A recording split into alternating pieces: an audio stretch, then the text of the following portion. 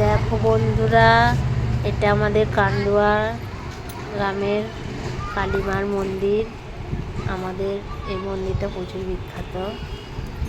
তো আমরা এখানে মঙ্গলবার পুজো দিতে এসেছি।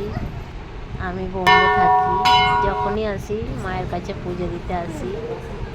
তো মায়ের পুজো শুরু হয়ে গেছে, আমি বাইরে ধূপবাতি জ্বাললাম, জেলে মায়ের কাছে বসেছি। ঠাকুরমশাই পুজো বসেছে, তারপর আমরা অঞ্জলি দেব।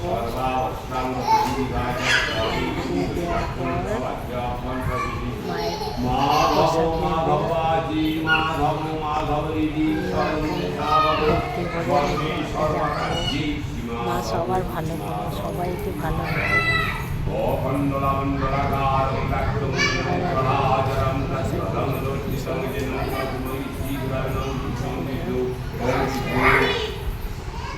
আমার মেয়ের সাথে মায়ের একটা ছবি নিলাম, কি সুন্দর লাগছে না মা মেয়েকে।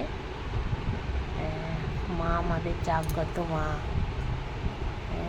যা চায় মার কাছে মা কোনোদিন ফেরায় না। এ হচ্ছে আমাদের মা। টাটা বন্ধু।